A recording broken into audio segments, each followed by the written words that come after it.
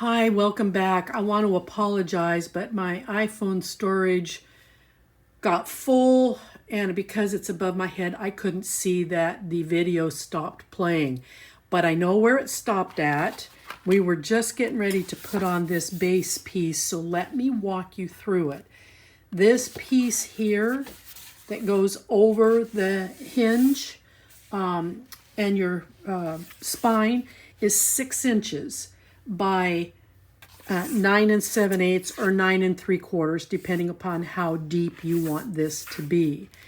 Then you're going to tape it. You're going to frame the black piece, and then you're going to tape the spine.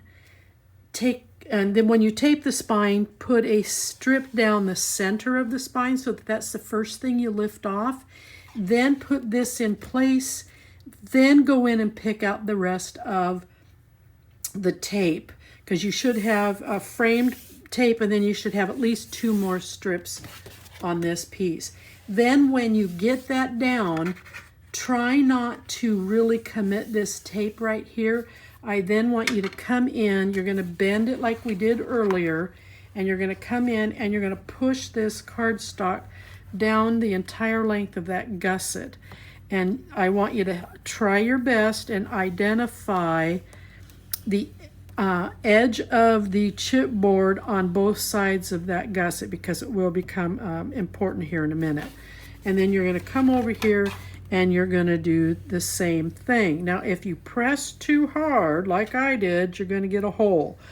So all I did was put a little bit of glue in there, let it dry to help secure the paper. It didn't punch all the way through. I almost tried to do it there again. So it's just gentle push until the paper gives and falls into that gusset, and then you still have nice crisp corners. Now once you have that piece down, you're going to cut 2 pieces of black cardstock. Those will be your only 2 pages, but it will provide for 4 signatures, and then we'll have the front and back panel signatures. You're going to cut, these are going to measure in at 10.5, but you're going to score it at 3/4. We're going to have a fairly large gusset here, and that's because I'm going to be doing some buildup, and I want that gusset to handle the page turning over. So 10.5, scored at 3/4.